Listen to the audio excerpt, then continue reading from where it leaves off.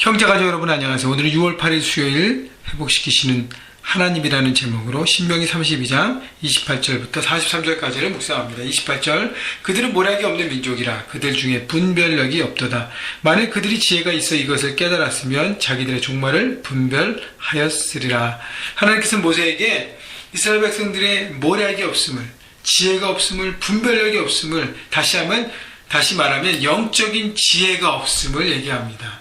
왜냐하면 하나님께서 분명히 말씀하셨어요. 순종하면 복을 얻게 되고 불순종하면 저주와 멸망을 받게 된다. 이런 하나님의 선명한 기준을 들었음에도 불구하고, 그런 선택이 있음을 들었음에도 불구하고 두 갈래 길에서 이스라엘 백성들은 가나안에 정착하면서 배가 부르고 모든 것들이 풍성해지면서 하나님을 저버리고 잘못된 길을 선택하게 됩니다. 그 다음에 돌아와야 되는데 어떻게 해요?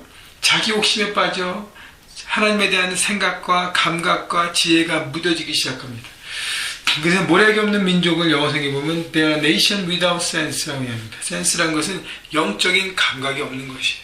하나님께서 여러 가지 상황 통해서 이렇게 잘못된 길로 가고 있을 때 그것을 돌아올 수 있도록 하나님께서 여러 가지 사인을 주시고 때로는 하나님의 사람도 보내주시고 하는데도요, 결코 그것을 듣고 돌아오지 않고 자기 어떤 무감각해진 마음 때문에 고집을 피우고 하나님을 계속 저어버리는 것이죠.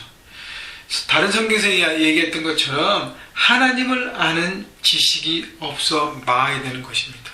여러분, 중요한 것은요, 하나님을 알아가는 지식, 하나님을 아는 지식이 여러분의 삶 가운데 계속적으로 넓어지고 깊어져야 하는 것입니다. 여러분, 그래야만이 영적인 감각이 날카로워지고 여러분의 영적인 그 기도와 그 모든 것이 살아있어서 삶의 현장에서도 여러분의 영적인 모습들이 무뎌진 칼이 아니라 정말 샤픈된 날카로운 칼이 돼서 악한 모든 것들을 비워버리고 영적으로 승리하고 그런 모든 유혹과 미혹과 넘어질 모든 것들을 넘어서고 일어나야 하는 것입니다. 중요한 것은요, 하나님을 향한 하나님으로부터 오는 지혜라는 것이죠.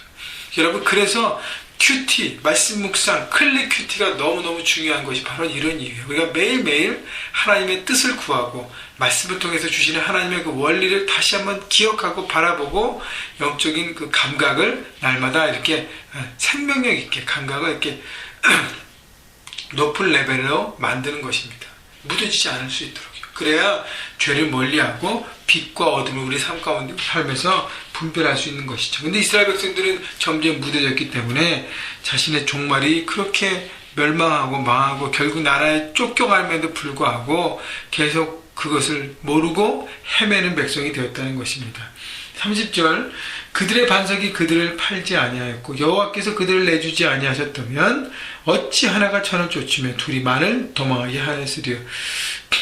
그들의 반석은 하나님이 그들을 넘겨주지 않았, 대적의 손에 이스라엘 백성들을 넘겨주지 않았으면 어떻게 대적이 쳐들어와서 하나님의 백성을 그렇게 진멸시키는가를 얘기하시는 것입니다. 결국 하나님은 불순종했기 때문에 멸망과 저주와 징계를 경험하도록 하나님이 내어두신 것입니다. 32절 보세요. 이는 그들의 포도나무는 소돔의 포도나무요 고모라의 밭의 소산이라. 그들의 포도는 독이 든 포도이니 그 송이는 쓰며 그들의 포도는 뱀의 독이요 독사의 맹독이라. 포도나무는 이스라엘을 표현하는 또 다른 표현인 것입니다. 포도나무. 그래서 이스라엘을 말하는 그 포도나무가, 하나님께서는 그 포도나무, 극상품 포도나무를 심어서 최고의 열매를 기다린다고 이사야 보면 나와 있는데, 최고의 포도나무를 심고 하나님 백성으로 세우고 언약을 주고 그리고 그렇게 살 수 있도록 다 배려해주고 가이드해주고 했는데 최고의 열매를 기다리는데 어떻게 해요? 최고의 열매가 아니라 독이 든 포도, 정말 최악의 포도를 이스라엘들을 맺고 있는 것이죠. 왜냐하면 소돔과 고모라처럼 그들은 음란을 선택하고 쾌락을 선택하고 타락을 선택하고 죄악을 선택했기 때문에, 어둠을 그들의 삶에 선택했기 때문에, 자기들의 욕심에 따라 살았기 때문에 결국 최악의 포도를 내었다는 것입니다. 그렇기 때문에 결국 징계를 받을 수밖에 없다는 것이죠. 그러나 36절 참으로 여호와께서 자기 백성을 판단하시고 그 종들을 불쌍히 여기시리니 곧 그들의 무력함과 갇힌 자나 노인자가 없음을 보시는 때로다. 하나님께서 이스라엘 백성이 징계를 당하는 가운데서도요, 또 한 번의 마지막 기회라고 생각할 수도 있을 거예요. 기회를 주십니다.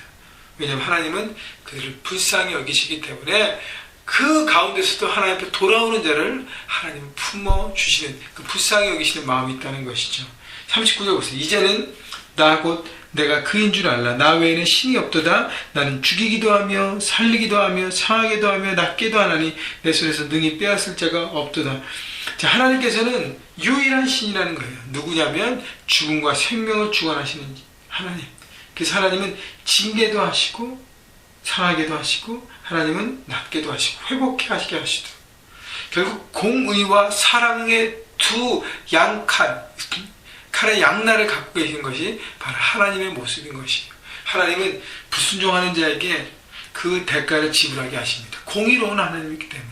그러나 사랑의 하나님이기 때문에 그 길에서 돌아올 수 있도록 돌아오는 자를 품으시는 하나님의 사랑이 있다는 것이 그래서 회복해 하시는 것이죠. 그래서 우리의 삶이 하나님의 주권 아래 있음을 여러분 알고 그분 안에 거하는 삶이 가장 최고의 삶이에요. 그런데 그걸 모르고 무식하게 무감각해져서 내 욕심에 따라서 내 중심에 따라서 그것을 저버리고 내 뜻과 내 방법대로 간다면 결국 우리 삶은 무너질 수밖에 없다는 것이죠. 41절 보세요. 내가 내 번쩍이는 칼을 갈며 내 손이 정의를 붙들고 내 대적들에게 복수하며 나를 미워하는 자들에게 보응할 것이라. 42절 내 화살이 피에 취하게 하고 내 칼이 그 고기를 삼키게 하리니 곧 피살자와 포로된 자의 피요 대적의 우두머리에 머리로다. 하나님의 정의의 손이 어떻게 해요? 화살을 들고 있어요. 심판하기 위해서. 자, 하나님이 대적에게 이스라엘 백성을 내줬습니다. 대적이 이스라엘 백성을 짓밟았어요. 하나님의 징계의 방법이었습니다. 그런데 대적들이 자신들이 잘났냐 이스라엘을 짓밟고 그들에게 군림하는 것을 보고 하나님은 그 대적을 또 치십니다. 하나님보다 높아져 있는 모든 백성들은 하나님 앞에 무너질 수밖에 없다는 것이죠. 또 중요한 것은 하나님의 정의의 손, 화살, 여러분 기억해 주시고 하나님은 우리 삶에 반드시 대가를 지불하게 하신 정의 하나님이라는 거예요. 여러분 그래서 삶 가운데 우리가 올바른 선택을 해야 합니다. 왜냐하면 우리는 뿌린 대로 거두기 때문이에요. 그러나 하나님은 또 한편의 손, 사랑의 손으로 우리에게 돌이키며 나오는 자를 품으시고 하나님 사랑하시고 새롭게 하십니다. 그렇기 때문에 하나님의 두 부분을 여러분 생각해 주시고 회복해 하시라니. 그러나 하나님의 결정적인 우리를 향한 뜻은 회복입니다. 용서입니다. 일어남이에요. 다시 리빌딩, 다시 새롭게 하시는 것입니다.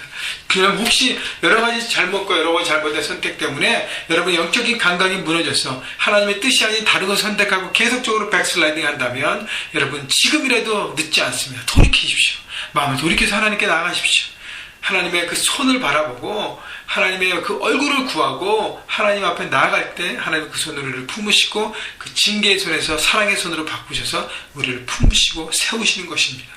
여러분 그런 회복해 하시는 그 회복의 하나님 오늘도 경험하시고 또 한 주간 계속적으로 살아가면서 우리 삶 가운데 올바른 선택을 하며 하나님의 정의와 하나님의 사랑 안에 온전히 세워지는 삶의 현장에 서서 승리하시는 여러분 모두가 되시기를 주님의 이름으로 축원합니다.